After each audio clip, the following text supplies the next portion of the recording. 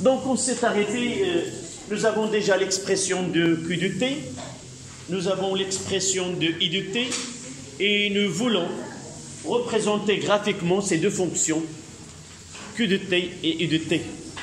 D'accord?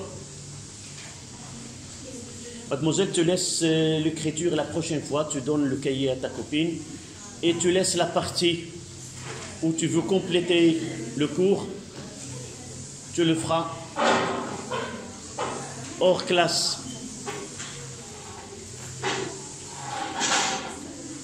Ça y est?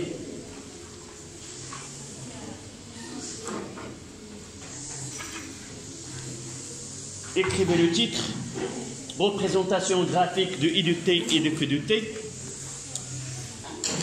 Mademoiselle, si quelqu'un parle au cours de la leçon, je le fais sortir. À tout le monde. Deux choses. Soit suivre le cours, soit parler. Il y a un autre endroit où vous pouvez parler, autre que la classe. D'accord?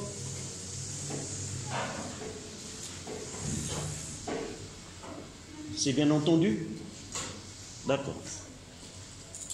Vous me donnez l'expression de Q de T que nous avons déjà élaborée au cours de la dernière question. C'est QM cosinus de 2π sur T0 fois T, ou T sur la racine carrée de LC. D'accord? Parce que T0 c'est 2π racine carrée de LC. Et I de T, nous l'avons écrit de deux manières. C'est moins IM sinus de 2π sur T0 fois T. Et nous l'avons écrit en fonction de cosinus. C'est IM cosinus de 2π sur T0 fois T plus π sur 2. Pour la représentation graphique, nous utilisons que les deux premières expressions. D'accord? Donc, on utilise un système d'axes. Là, c'est le temps. Là, avec une couleur donnée, on va représenter Q de T. Et de l'autre côté, on va essayer de I de T avec une coloration, avec une couleur bleue.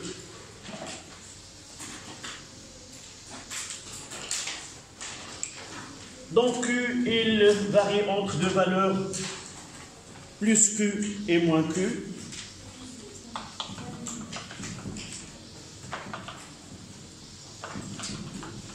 Vous pouvez faire le même travail en même temps que moi.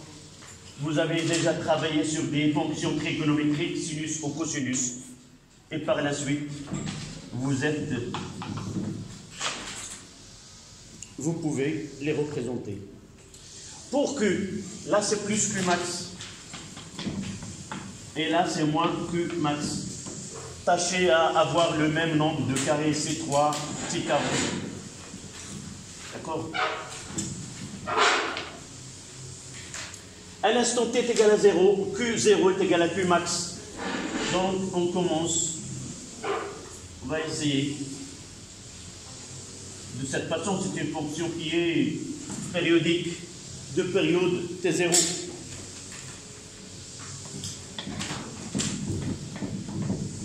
Et de même, si j'aurais là, c'est T0.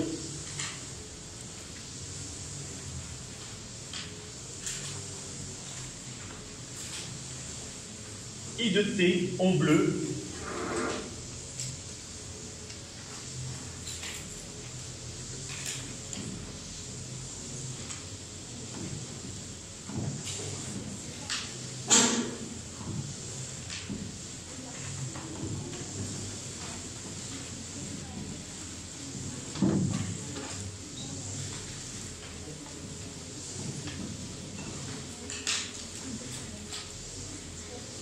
On n'aura pas le même échelle pour les deux axes.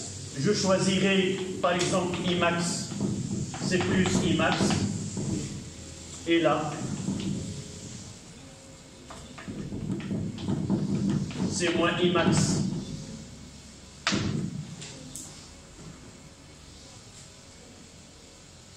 De ce côté-là, c'est que.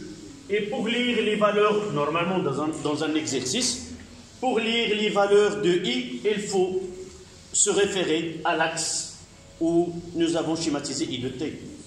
Là, c'est une façon de représenter deux fonctions ou deux grandeurs physiques qui n'ont pas la même unité, et par la suite, nous ne devons pas utiliser le même axe. Là, c'est pour Q de t, et l'autre côté, c'est pour I de t. Lorsque je veux lire la charge de ce côté, je dois me référer à cet axe. En représentant I, pour le lire, on doit le voir, on doit le lire de l'autre côté. On donne ces types de fonctions dans des exercices. À t est égal à 0, I commence par... Quelle est la valeur de I? Je remplace t par 0 là. Le sinus de 0, c'est 0. Et là. Et vous voyez que la fonction commence négative au début. Donc là,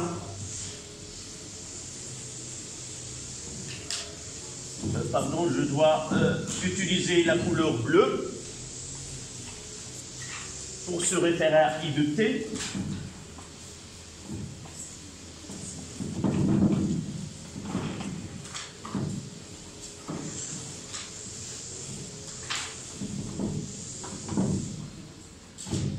En suivant les calculs, vous allez vous constater que lorsque l'une des deux fonctions est extrémale, l'autre est nulle. Lorsque Q est maximal, I est égal à 0. Et lorsque Q est égal à 0, I il est maximal. Et vice-versa. Donc là,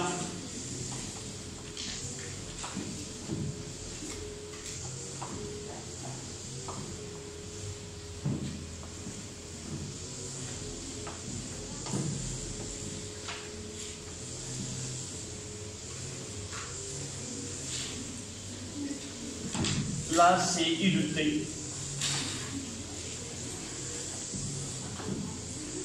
En bleu.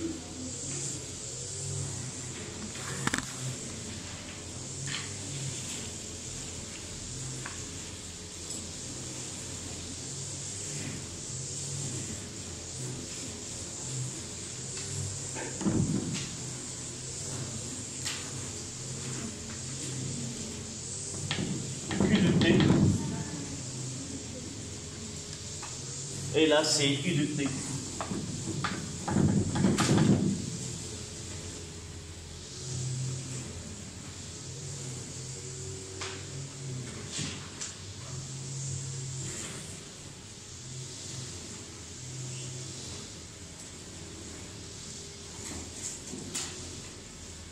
Évidemment, même I, il a la même période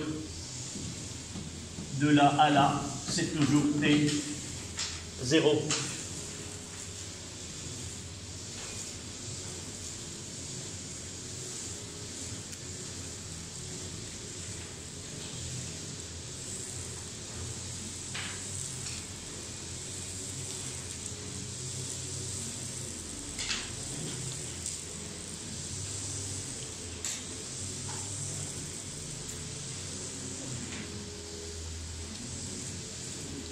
Vous voyez, à partir de cette représentation graphique, que les deux fonctions Q de t et I de t sont décalées. Quel est ce décalage horaire, si vous voulez, décalage de temps entre les deux fonctions?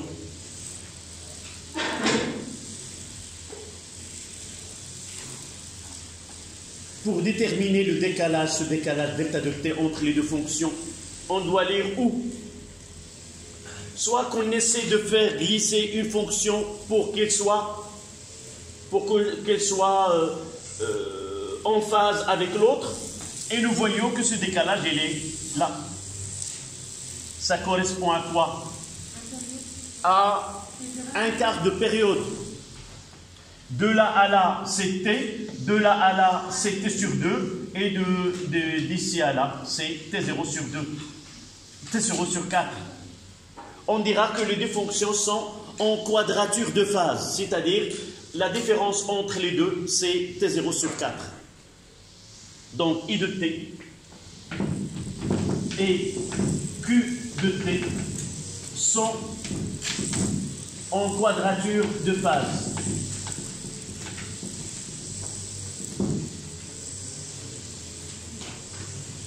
En quadrature de phase. C'est-à-dire delta de T est égal à T sur 4.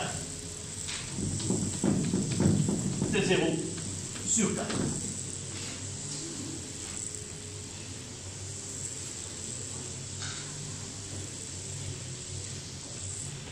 Lorsque une est maximale, l'autre elle est nulle. Et inversement.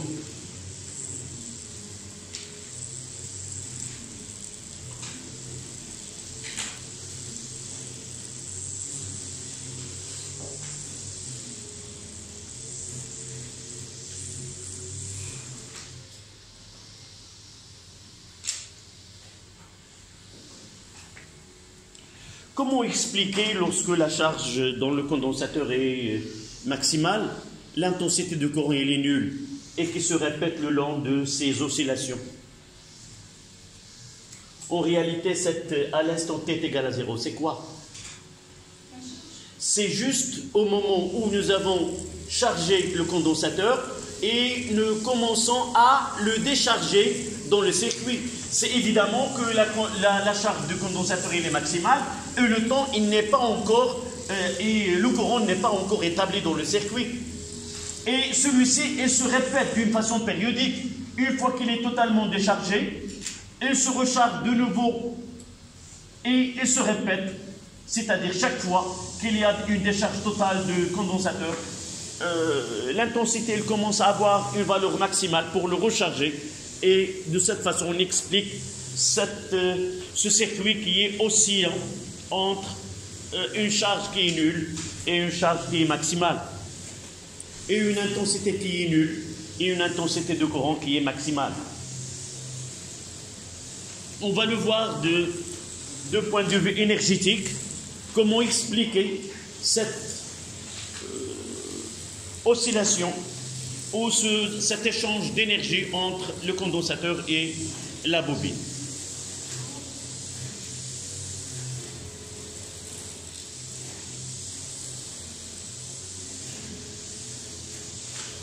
Si vous avez terminé, on passe au paragraphe suivant.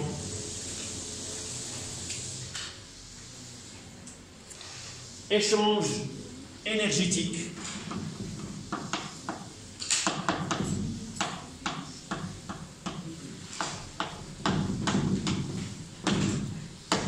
Énergétique dans un circuit. Oui. Alors tu vois, parce que nous avons ici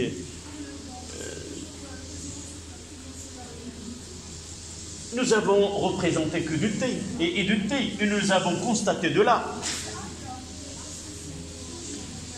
C'est toujours il y a cette quadrature de phase entre Q et I, entre UC et I.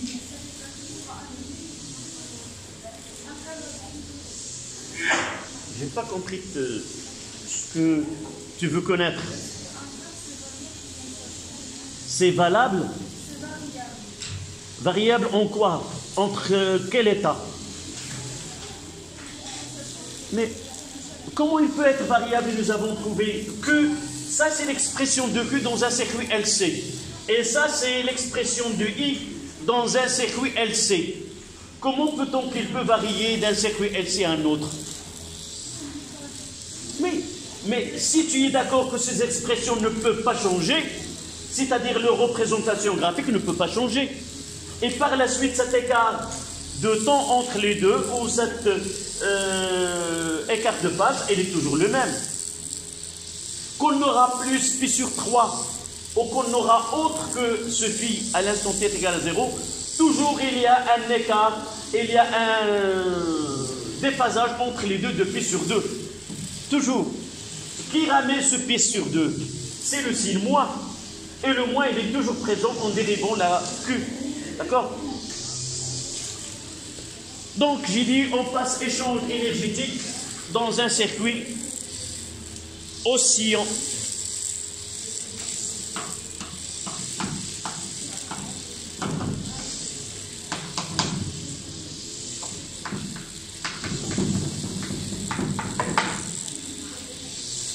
évidemment, on va traiter le deux cas. Le cas de LC, oui. Essayez de faire un petit effort en parlant à haute voix. Parce qu'il y a les travaux de jardinage à côté. Vous voyez que j'utilise une voix plus intense que d'habitude, oui. Oui. Uniquement, tu veux qu'on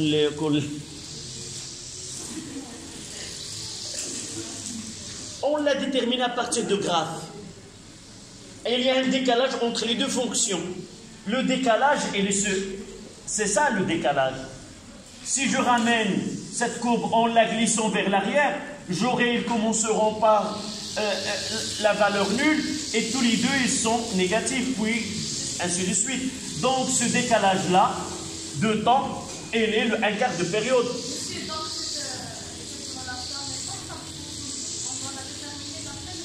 Non. C'est la même question que ta copine vient de poser. Et pour ne pas avoir cette question par la suite, je veux me revenir. La résolution de l'équation différentielle nous a donné que de cette expression-là. D'accord? Quel soit le cas général plus phi, où nous avons déterminé phi dans les conditions initiales de telle façon à avoir phi est égal à 0. Nous avons dit que UC au Q à l'instant t est égal à 0 est égal à Q max, et nous avons déterminé ce phi. D'accord? Ce décalage, il est toujours valable dans un circuit LC. Pourquoi? Et c'est quoi? C'est une dérivée de Q. Donc la dérivée de cosinus, il me donne moins sinus. Et pour le ramener, nous aurons ce pi sur 2. J'ai pas voulu.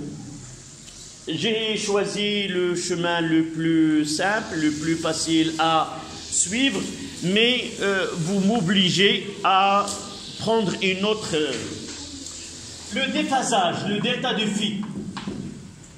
Nous avons parlé de la phase à l'instant t est égal à 0.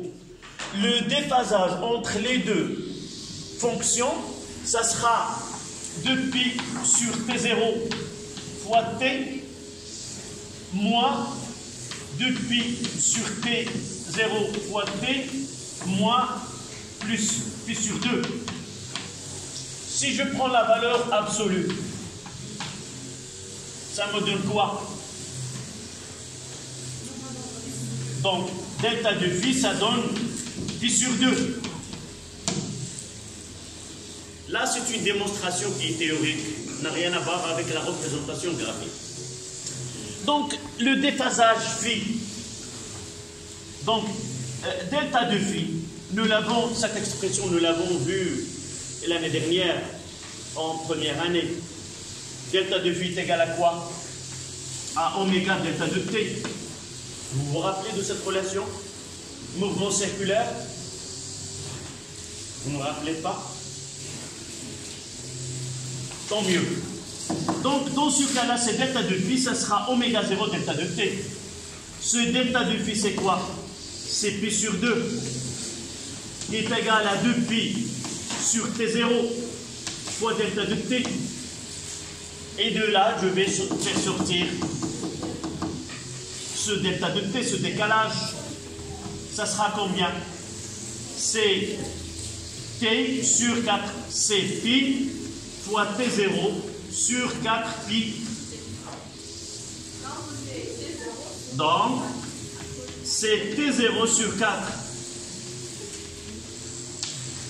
Entre Q et I, toujours il y a un écart horaire de t0 sur 4. Ou un delta de phi, un écart de phase de pi sur 2. D'accord? Voilà. On passe à échange énergétique dans un circuit oscillant. Et on commence par 3A, énergie totale dans un circuit oscillant.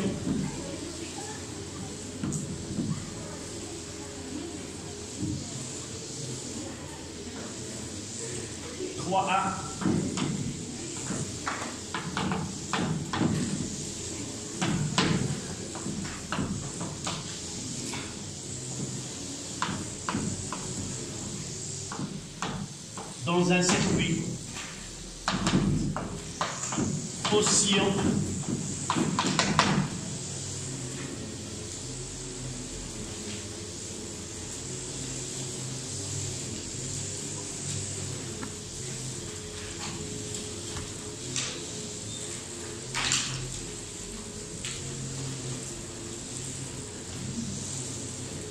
on parle d'un circuit oscillant, qu'il soit les oscillations libres non amorties ou des oscillations libres amorties. On va essayer de traiter chaque cas par la suite. Donc, quelle est cette énergie totale que dispose un circuit d'une façon générale, RLC ou LC? D'abord, il y a deux sources d'énergie dans ce circuit. Énergie électrique qui est emmagasinée dans le condensateur et l'énergie magnétique qui est emmagasinée dans la bobine. La résistance ou le conducteur ohmique n'a aucune participation énergétique dans ce cas-là. Par contre, lui, il consomme de l'énergie au cours de temps. Donc ce E est égal à E petit e plus E petit m, c'est-à-dire l'énergie électrique plus l'énergie magnétique, qu'il soit LC ou RLC, c'est-à-dire E est égal à 1 sur 2, soit qu'on met CUC au carré plus 1 sur 2 LI carré, ou on remplace. C'est la même chose, 1 Q carré sur C, d'accord? Mais nous avons l'habitude d'utiliser 1 demi C, CUC carré.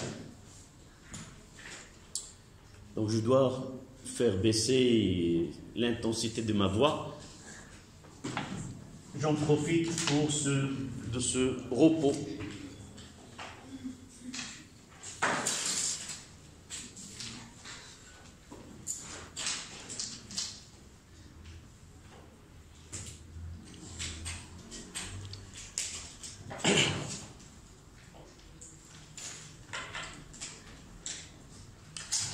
Donc ça, c'est l'énergie que dispose un circuit oscillant, qu'il soit LC ou qu'il soit RLC. On passe à 3,2. Cas d'un circuit LC. C'est un circuit idéal que nous avons traité avant.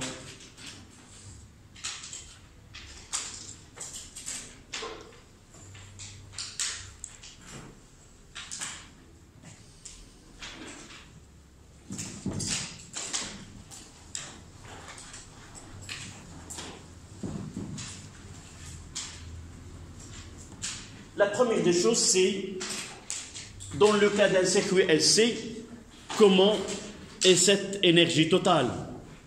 Est-ce qu'elle est constante? Est-ce qu'elle est variable? Est-ce qu'elle augmente ou elle diminue? Donc, la première des choses, c'est d'essayer de vérifier comment cette énergie se produit comme échange entre un condensateur et la bobine. La première des choses, essayons de voir si cette énergie dans un circuit LC, elle est variable ou constante. Comment peut-on montrer que cette énergie-là, elle est variable ou elle est constante?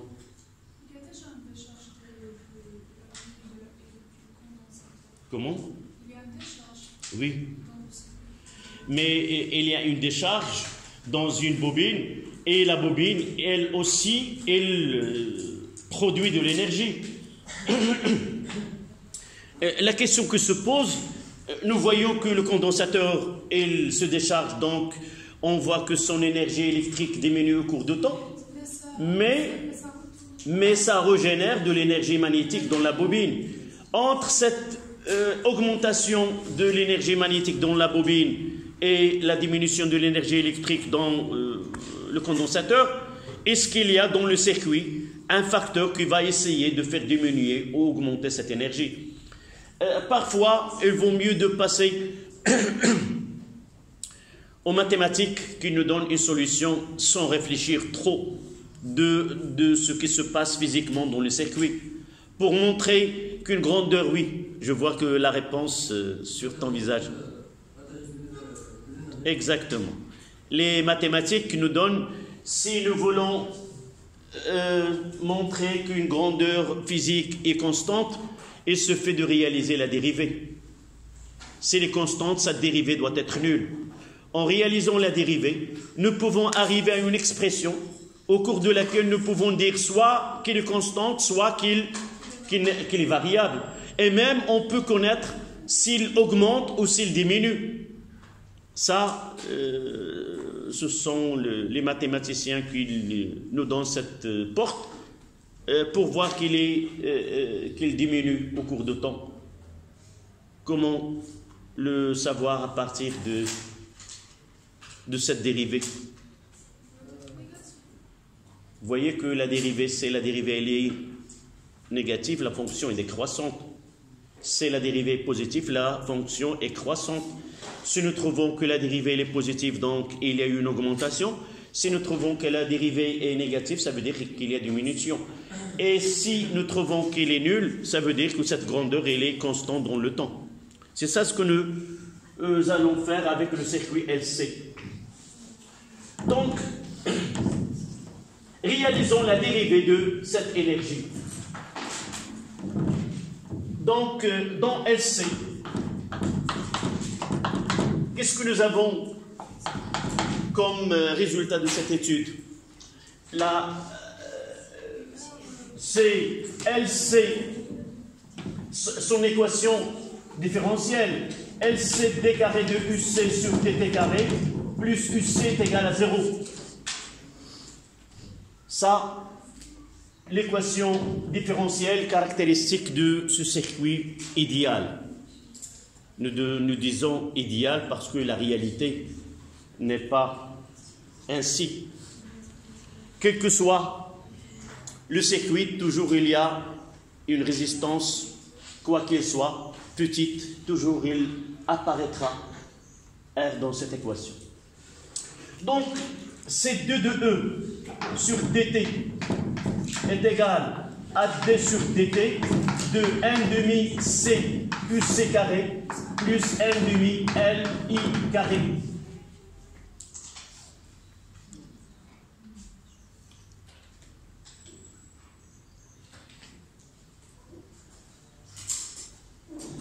Donnez-moi cette dérivée. La dérivée de la somme, c'est la somme des dérivées. Donc, ça sera d sur dt des 1,5 CUC carré plus d sur dt de 1,5 LI carré. Le difficile, je l'ai fait. Je vous laisse le facile.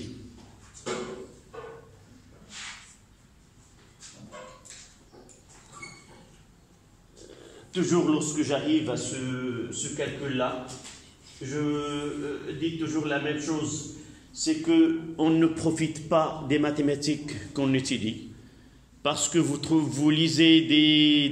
utilisez des symboles en mathématiques qui ne correspondent jamais aux symboles utilisés en physique. C'est 1,5 C. Je vais le mettre 1,5 C fois.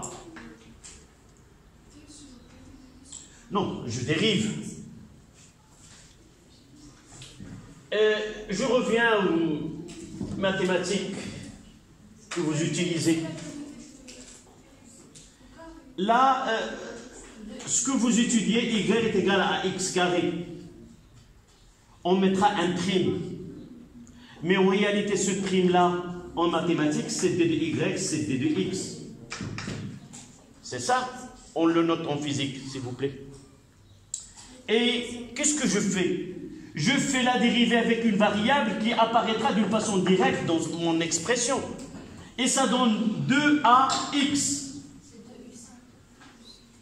D'accord? C'est ça ce que vous étudiez. Mais parfois, vous avez cosinus ax ou vous avez une fonction qui est composée. Mais dans le cas que vous avez ici, on dérive par rapport à une variable t, et le t n'apparaîtra pas d'une façon directe ici. Donc, si vous voulez, j'ai deux variables. Il y a le temps, il y a uc. Dans ce cas-là, je dois faire un changement de variable.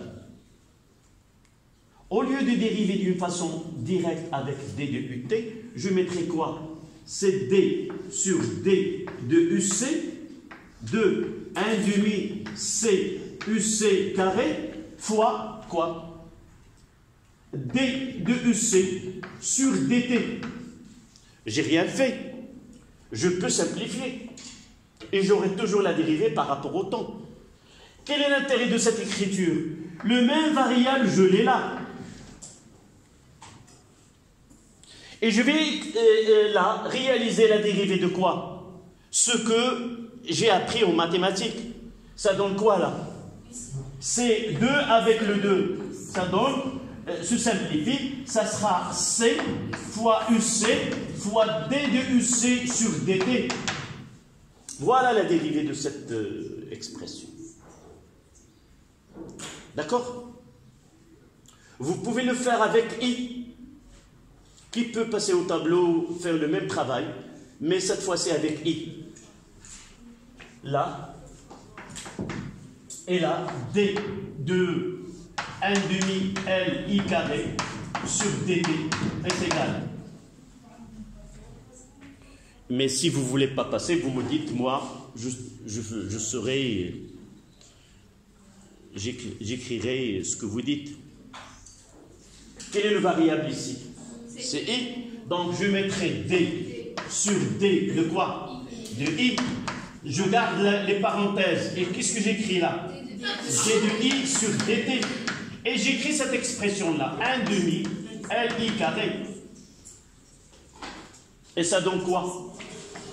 Là, c'est une dérivée qui est simple. Le même variable, et par la suite, ça sera Li fois D de I sur dt. Et je regroupe maintenant les deux dérivés par donc ce qui donne D de E sur dt est égal à C UC D de UC sur dt plus Li D de I sur dt. N'écrivez pas jusqu'à la fin. Vous voyez que C D de UC, soit que je remplace I, est égal à C D de UC sur dt, et par la suite, D de I sur dt est égal à quoi? À C D carré de UC sur dt carré. En réalité, le seul qui saura pourquoi je fais ce travail-là, en réalité, j'ai donné cette information-là. Vous voyez que cette expression est égale à 0. Donc, je vais essayer d'arriver à quoi? À faire apparaître cette équation dans mes dérivés. C'est pour cela que je passe par cette équation-là et je mettrai que ce D de E sur dt est égal. Là, il y a le CD de UC. CD de UC dans les deux cas. Ça sera C D de UC sur dt, et j'ouvre la parenthèse. Ça reste quoi? C'est UC là. Plus quoi?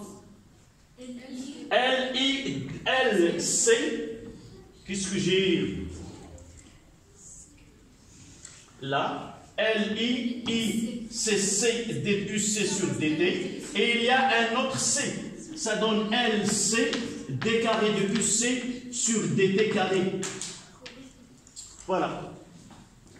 Et vous allez constater que ce terme-là, il est égal à 0. Et par la suite, D de E sur DT est égal à 0. Donc, E est égal à une constante. D'accord? C'est d'accord ou non? Ou je refais? On a multiplié D de UC sur DT pour... Vous êtes d'accord jusque-là? Oui. Vous êtes d'accord jusque-là? Je veux vous retenir jusqu'à avoir cette D de UC sur DT D pour la... de E. Je reviens à cette équation-là. C'est C. Je réécris UC, D de UC sur DT, plus LC, D de UC sur DT, fois C, D carré de UC sur DT carré. Voilà l'expression. Qu'est-ce que je vais mettre en facteur? C, D de UC.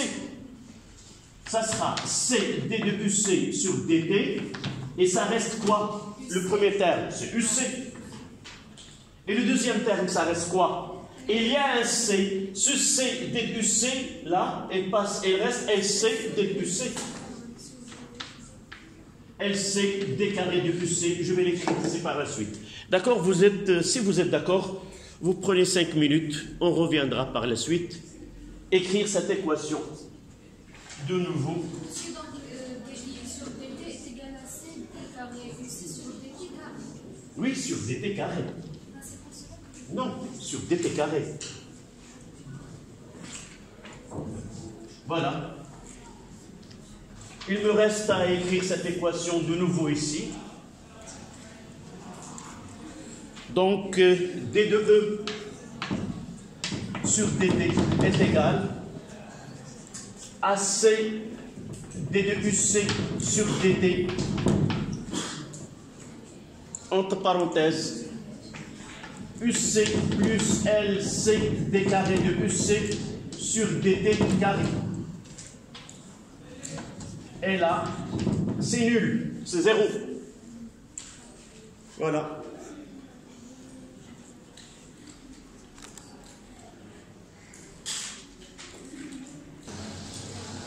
Je refais. D'accord? Allez, dépêchez-vous.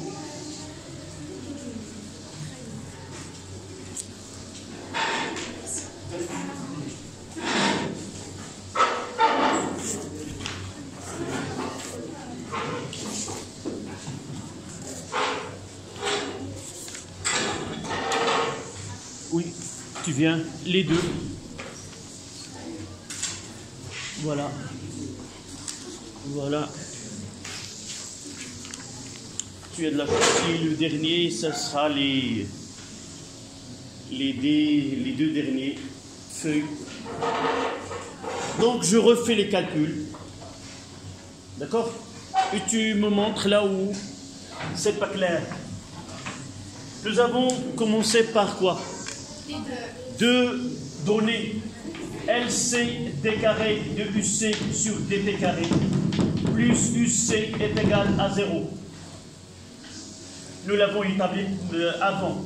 Et E est égal à E électrique 1 demi LI carré plus 1 demi C UC carré. Nous voulons chercher D de E sur DT. La dérivée D de E sur DT est égale, mademoiselle. Donc j'ai fait que, au lieu de mettre D sur DT, je mettrai pour le premier terme D sur D de I. Entre parenthèses de cette quantité-là, 1 demi LI carré, et j'avais le dérivé par rapport au temps, donc c'est D de I sur DT. Est-ce que ceci est compris? J'ai fait un changement de variable. Au lieu de dériver directement par le temps, je dérive d'abord par la variable qui est i, puis je continue ma dérivation avec la dérivée de i par rapport au temps. Comme je viens de dire, je peux mathématiquement, j'ai rien changé. D'accord? Ça c'est compris. Tu me dis l'autre terme, d sur dt, de quoi? De 1 demi CUC carré. Qu'est-ce que je vais faire?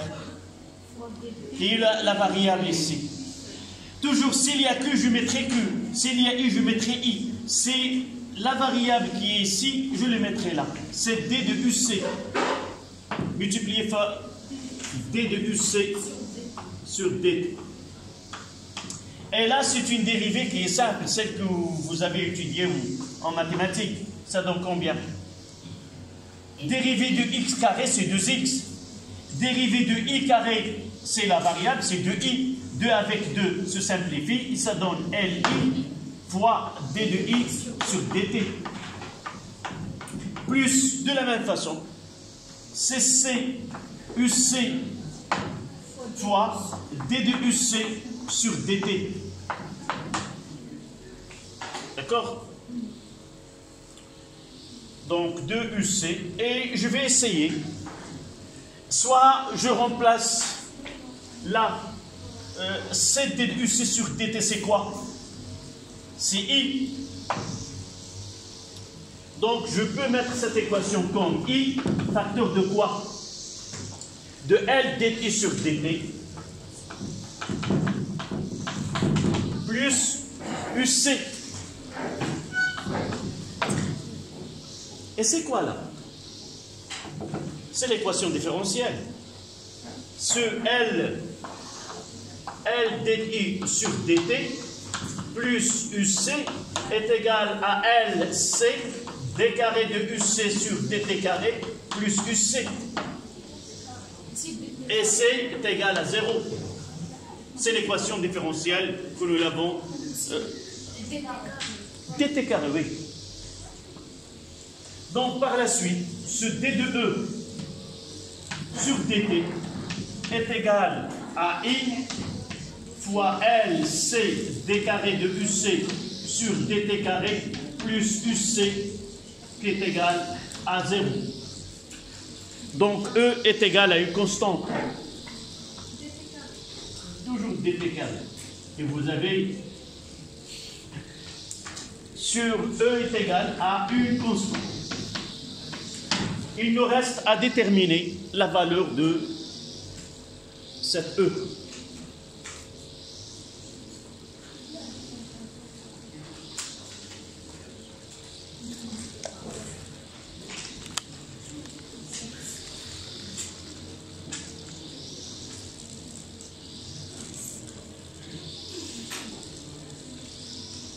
Évidemment, qui est égal à 1 demi LI carré plus 1 demi CUC carré. Même si I est variable et UC est variable, leur somme donne une valeur qui est constante. C'est tout à fait normal. Si une grandeur qui augmente et l'autre qui diminue de la même valeur, on aura toujours la valeur qui est constante, une valeur constante.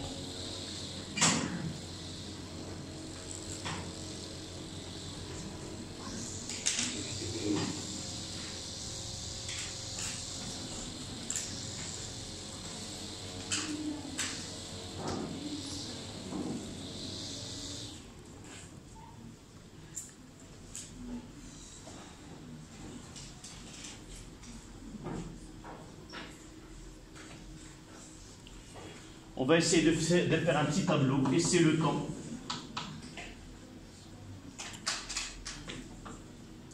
On notera T0, on notera un T1, là c'est EC, l'énergie EC, et là l'énergie E magnétique.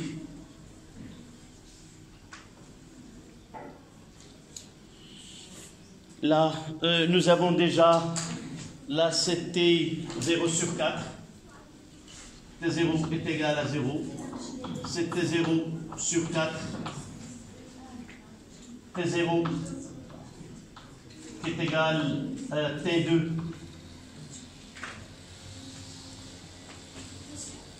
Oui. C'est E. C'est pour différencier ce que nous avons utilisé en mécanique E. Ça, c'est la lettre E, magnétique. C'est une constante. On écrit constante, c'est passé pour ne pas la confondre avec la capacité du condensateur. Nous notons C et en finissant par STE, c'est-à-dire on note les lettres qui sont qui sortent en voix constante. Ça, c'est pas la première fois que vous la constatez. Nous l'avons vu en première année, lorsqu'on parle de l'énergie mécanique.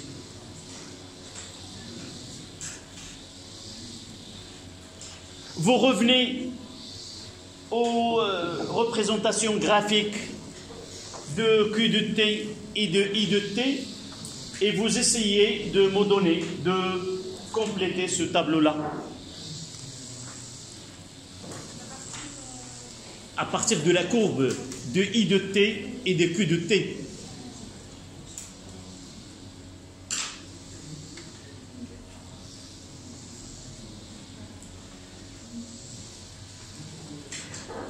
À l'instant T est égal à 0. Q est égal à Q max.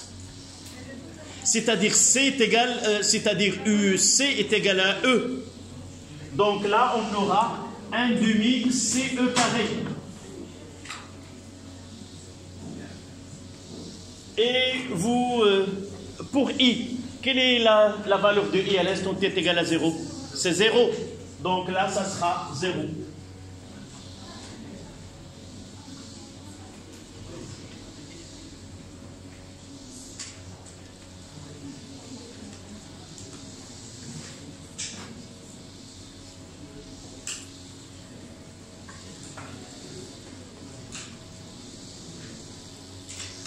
Mademoiselle, tu nous relis à l'instant T est égal à 0 est égal à T0 sur 4.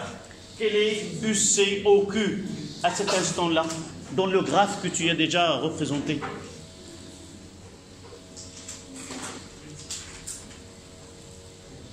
Tu m'as compris? Tu revois ce graphe-là. Tu l'as sur ton cahier. Oui. Essaie de lire à T0 sur 4. Quelle est la valeur de Q?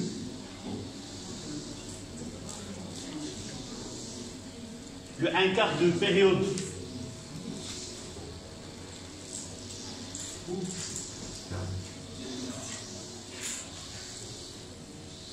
Là, c'est 0 que tu n'as pas noté. Là, c'est 0 sur 4. À quoi t'es calculé? Quelle est sa valeur?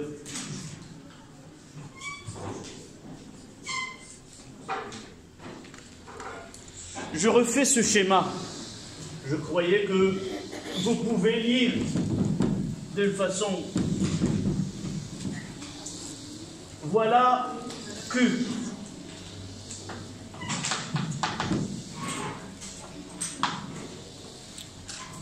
Et voilà I. Là, c'est 0. Là, c'était 0 sur 4. Là, c'était 0 sur 2. Là, c'est 3T et de ce côté-là, ça sera T. D'accord? Nous avons représenté I. C'était comme ça.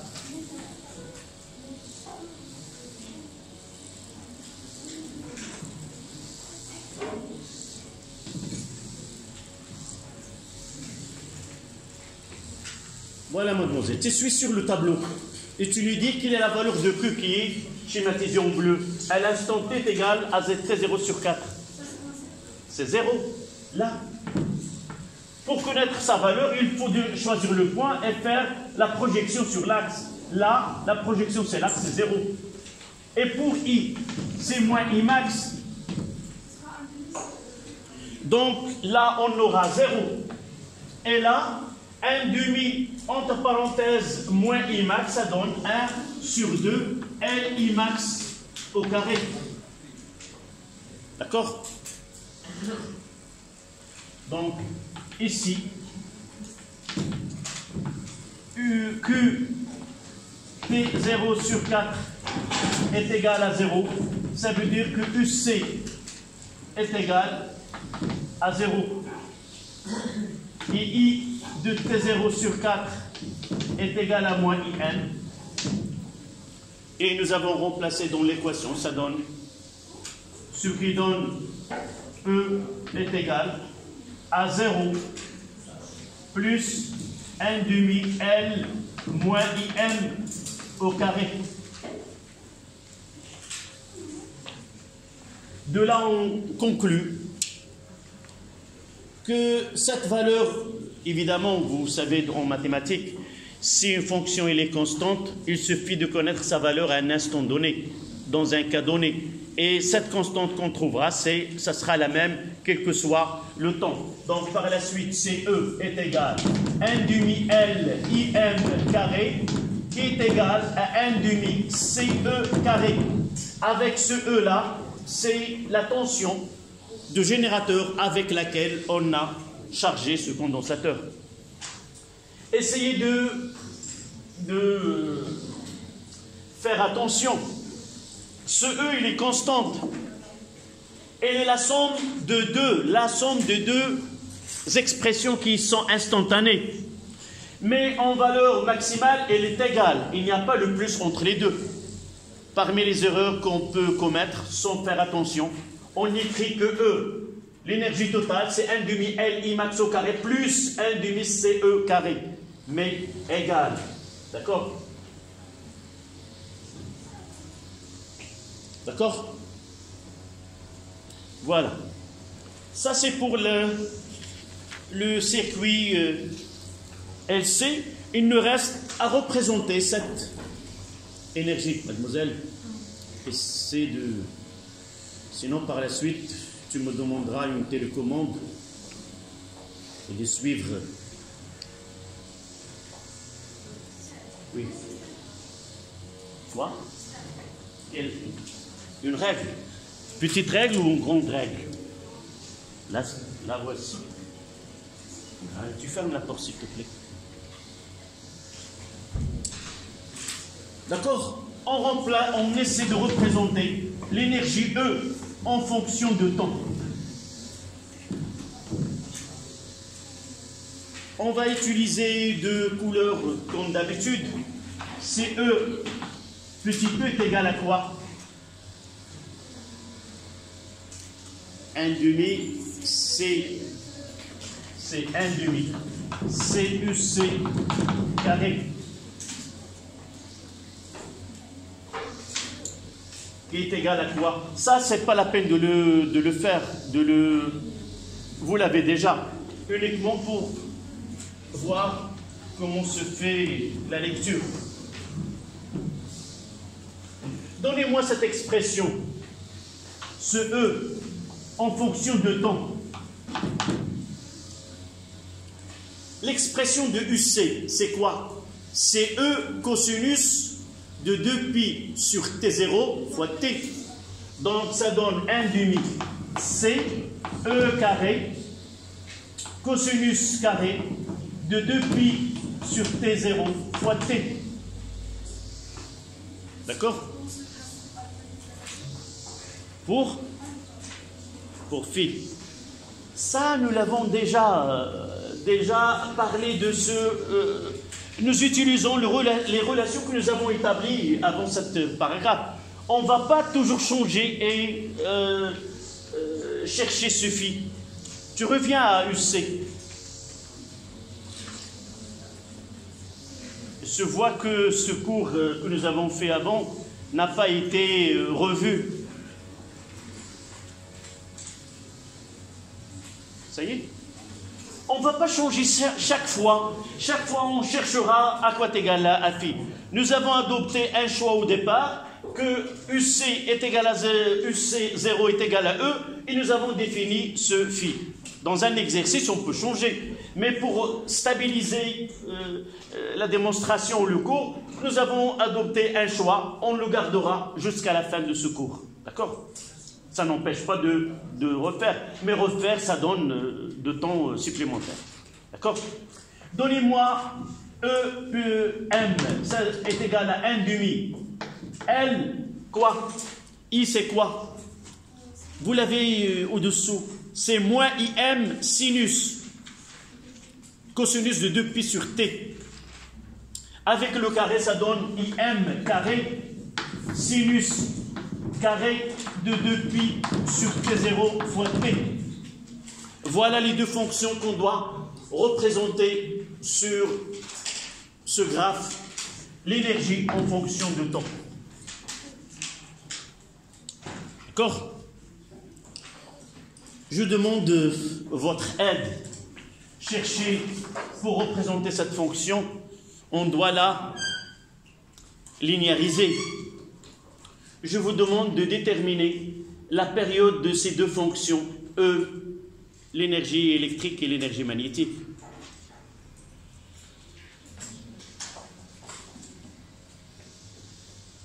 Ne me laissez pas bloquer.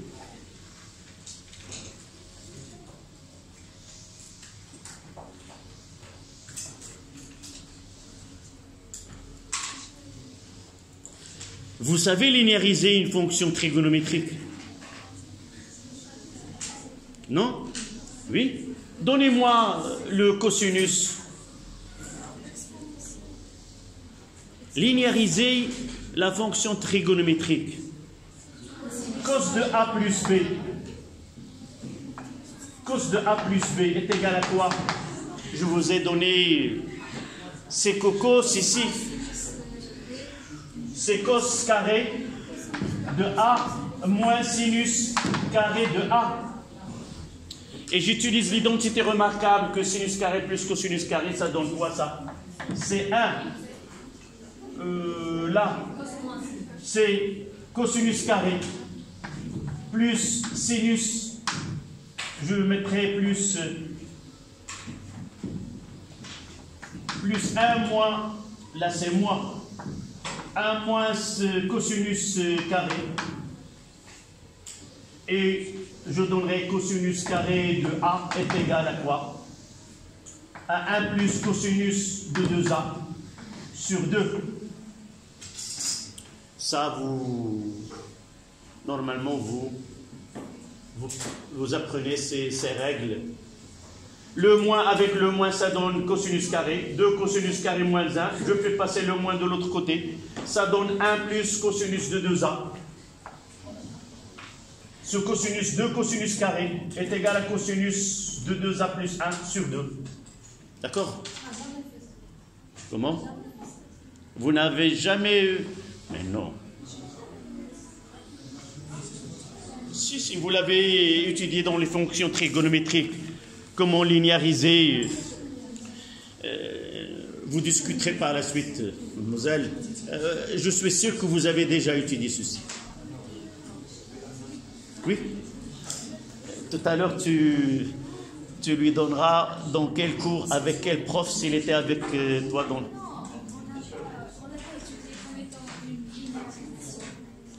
Vous n'avez jamais converti un cosinus carré en cosinus sans cas.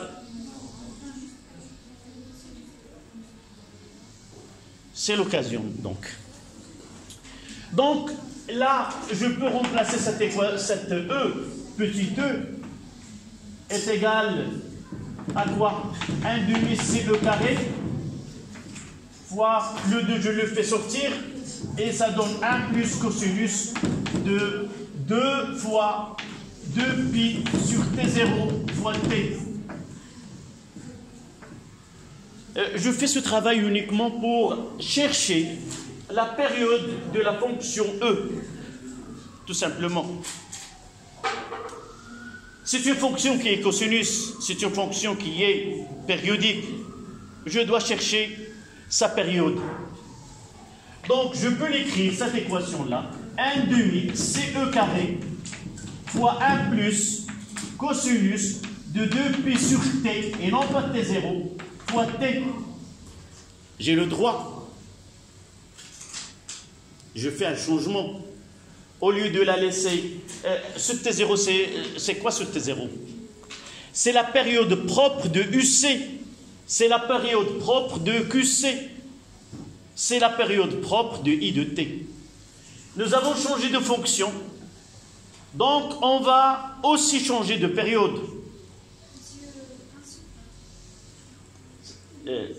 Comment? La relation entre T et T0. Non, là, c'est 2, il va se simplifier. Ah, sur 4, oui. Sur 4. Je croyais que tu vas m'aider à chercher ce T. C'est pour cela que je n'ai pas fait attention à 1 sur 4. D'accord? Donc, pour déterminer ce T, qu'est-ce que je dois faire entre les deux? Normalement, ce 4 pi sur T0 fois petit t doit être égal à quoi? À 2 pi sur t fois petit t. Et la période de la nouvelle fonction qui est E, l'énergie électrique, ça sera quoi? C'est T0 sur 2. Je simplifie par 2 là. On tire que T0. Je fais l'inverse. Je simplifie par T, par 2pi, il reste 2. Donc T0 sur 2 est égal à T sur 1. Donc T est égal à T0 sur 2. Donc cette fonction-là, quelle est sa valeur maximale? C'est 1 demi C carré. 1 demi.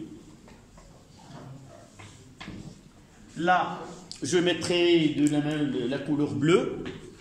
C'est E petit e. Là, c'est 1 demi CE carré. Et ça commence là. C'est une fonction qui est périodique. Tout ce travail, ce n'est pas pour la tracer.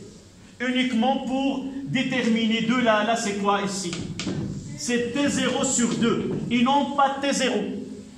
Là, ça sera T0.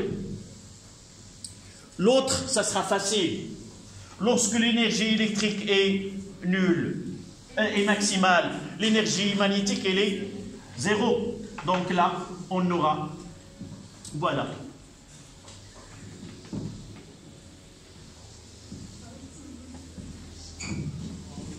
Là, c'est E-M qui est égal à son expression.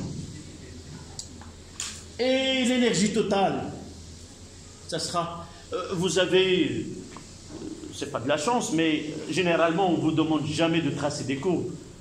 On vous demande de les interpréter et d'en tirer des valeurs à partir de là. Donc, et les constantes est égale à quoi? Voilà l'énergie totale, E. C'est la somme des deux. O, elle est égale, vous voyez que E, elle est égale à 1 demi CE carré, qui est égal à 1 demi LL carré. Là, c'est 1 demi LL carré. D'accord? Voilà le diagramme énergétique d'un circuit LC qui est idéal. Ce que vous aurez dans un exercice, un schéma semblable, et ils peuvent vous demander de quel circuit s'agit-il. Il s'agit d'un circuit LC où l'énergie totale est constante, il n'y a pas de perte d'énergie, c'est-à-dire on est dans un circuit où la résistance est négligeable. C'est tout ce qu'on peut dégager de là. Lire quelques valeurs à un instant donné, je peux lire soit l'énergie électrique, soit l'énergie magnétique. Mais le schématiser, le tracer, c'est pas demandé. D'accord? Et n'oubliez pas, le plus important pour ce travail-là, que la période de la fonction énergie, qu'elle soit électrique ou magnétique, elle est la moitié de l'énergie de la période de UC.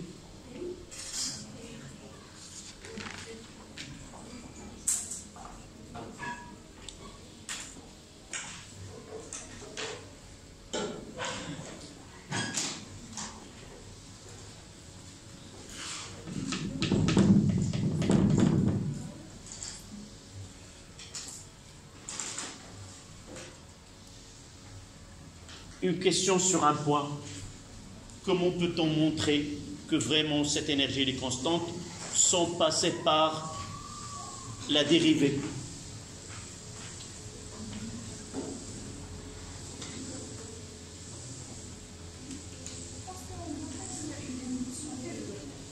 Parce que, non, j'ai dit une démonstration. C'est-à-dire, je dois utiliser un procédé mathématique. Donc, le biais de dérivée, il est usé, ça y est, ne fonctionne plus. Vous avez la moitié de la réponse devant vous. Et je viens de mettre des astérisques devant deux expressions. Oui. Comment? Là, non. Un procédé mathématique. Je commence par là, et j'arrive à la fin. Vraiment. Comment? Voilà, on fait la somme. Et après?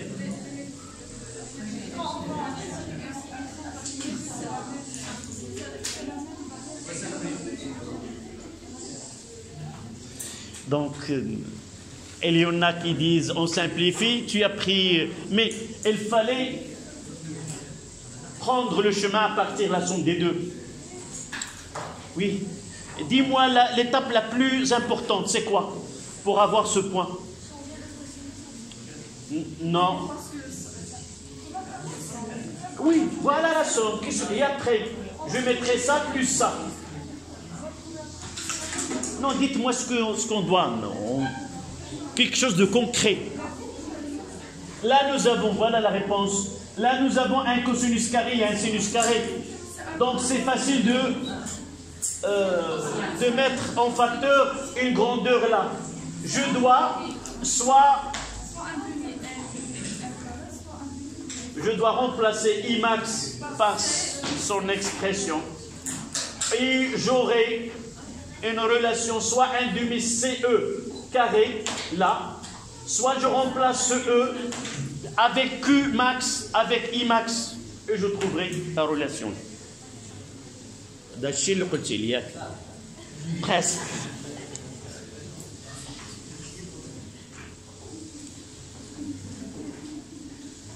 Donc on passe à 3, 2, 3, 3.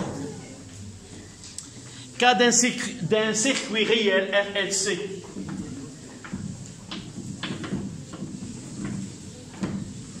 Cas d'un circuit réel RLC.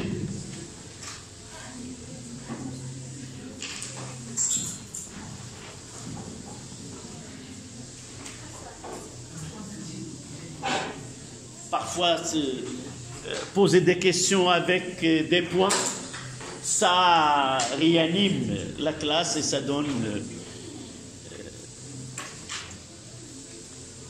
Et le prof, généralement, il essaie de... C'est pas de dribbler, mais il essaie de ne rien donner en disant que c'est pas la bonne réponse, c'est pas la bonne proposition.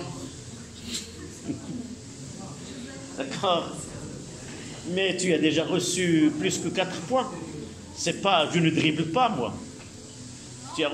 Non, j'ai dit que parfois, le prof, il essaie de ne pas donner ce point. Un seul point. Pas plus. Plus. Je croyais que plus qu'un point durant ce semestre. Un seul point. Tu l'auras par la suite. Il y aurait des questions à être posées. Est-ce que nous avons donné l'équation différentielle du circuit RLC? Revoyez sur le cahier. Est-ce que nous avons donné l'équation différentielle d'un circuit RLC? Non?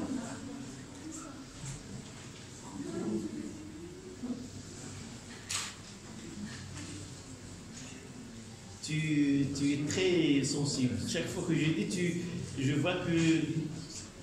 Mais je parle avec vous comme je parle à mes fils. J'ai pas de filles, mais j'ai uniquement des fils, c'est la même chose. j'épare à mes enfants. Alors, c'est pas la peine, l'autre fois, tu t'es quitté la salle. D'accord.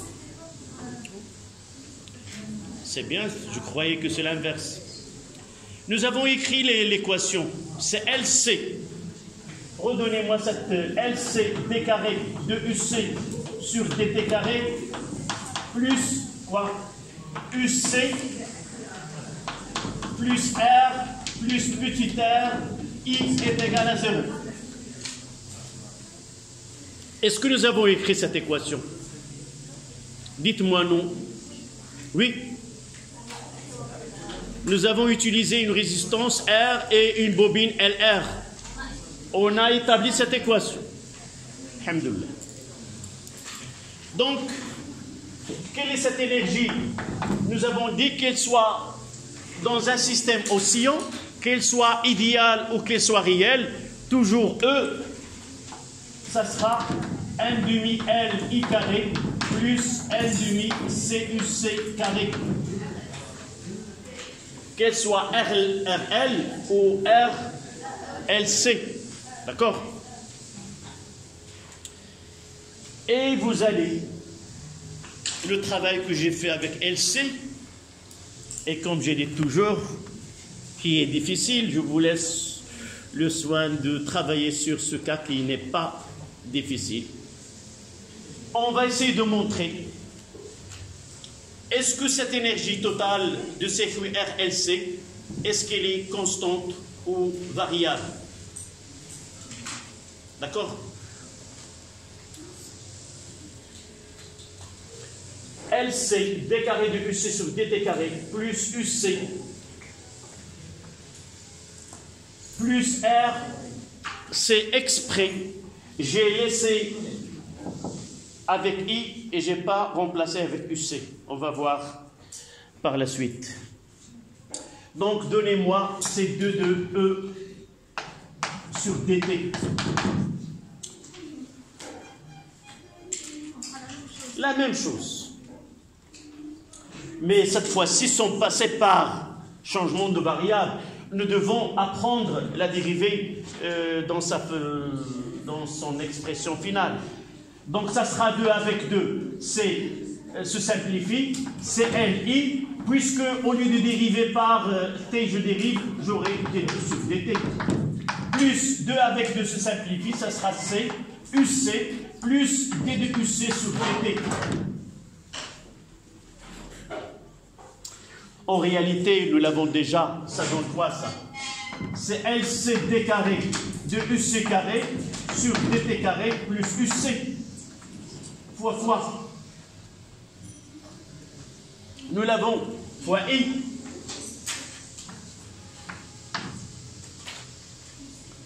Est-ce que vous êtes d'accord ou je dois? Donc, nous venons de l'établir juste quelques minutes.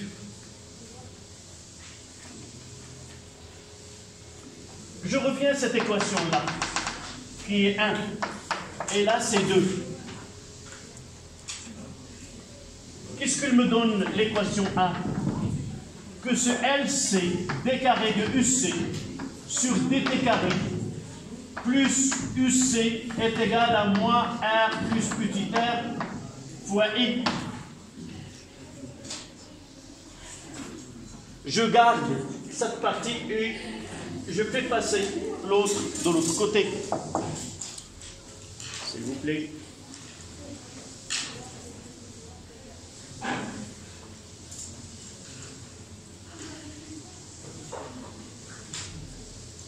Est-ce que vous êtes d'accord avec ce que je viens d'écrire, mademoiselle? Toujours, je dois mettre en tête, avant de passer à une autre... La dérivée, c'était celle que nous venons de le voir.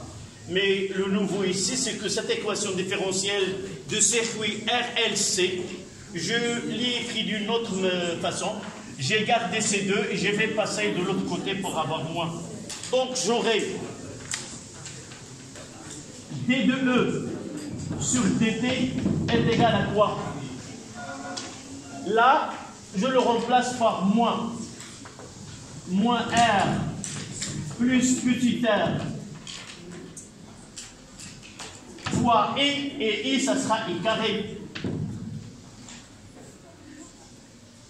Donc ça donne dE sur dt est égal à moins R plus petit r. À rappeler que R, c'est la résistance d'un conducteur ohmique que nous l'avons utilisé. Petit r, c'est la résistance interne de la bobine, aussi utilisée dans ce circuit. Et là, on passe aux mathématiques. C'est elle qui nous donnera la conclusion. C'est une dérivée. Vous voyez ici que c'est R, il est positif. Nous avons I carré. Donc le terme R plus petit r fois I carré est positif. Donc la dérivée de la fonction elle est négative. Donc la fonction E elle est décroissante. Au cours des oscillations, l'énergie totale du circuit diminue. Et vous voyez à partir de cette expression que le facteur responsable de cette diminution, c'est la résistance. Si la résistance est négligeable ou nulle, nous aurons cette dérivée est égale à 0. Donc la présence de cette de résistance dissipe cette énergie au cours des oscillations sous forme de chaleur ou d'effet Joule. D'accord? Donc, dans un circuit réel, l'énergie totale n'est pas conservée et elle diminue au cours du temps par dissipation sous forme de chaleur dans le circuit, dans la résistance totale du circuit.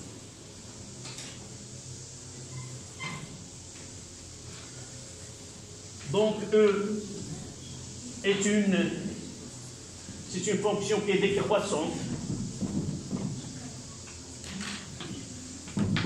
est une fonction décroissante au cours du temps.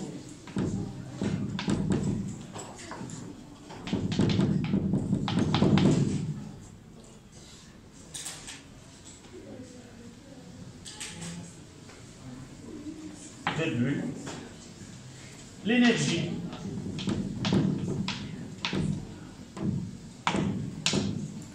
est dissipée sous forme de chaleur, entre parenthèses ce qu'on appelle l'effet Joule,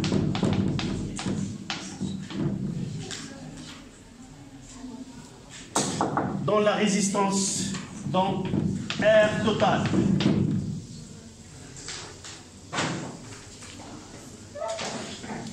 Il nous reste à représenter cette énergie-là.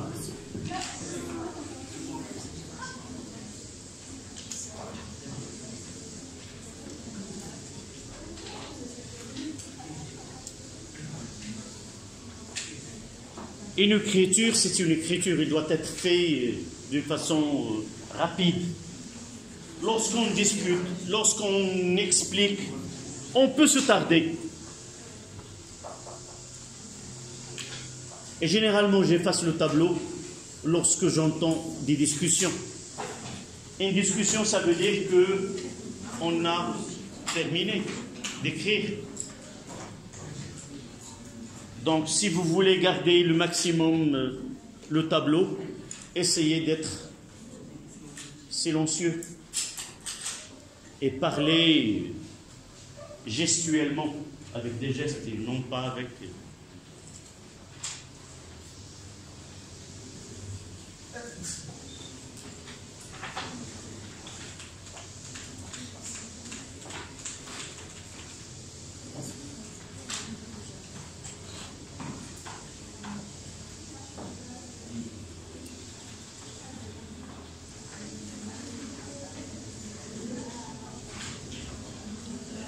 Donc on dit que nous avons les oscillations par suite.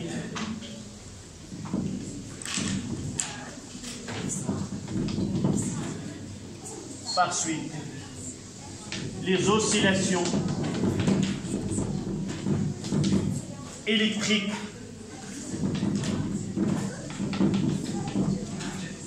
sont amorties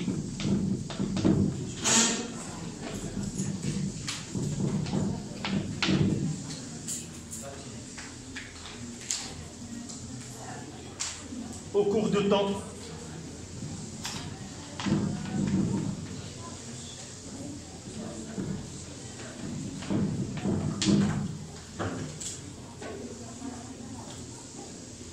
Donc, ce qu'on appelle les oscillations amorties d'un circuit RLC.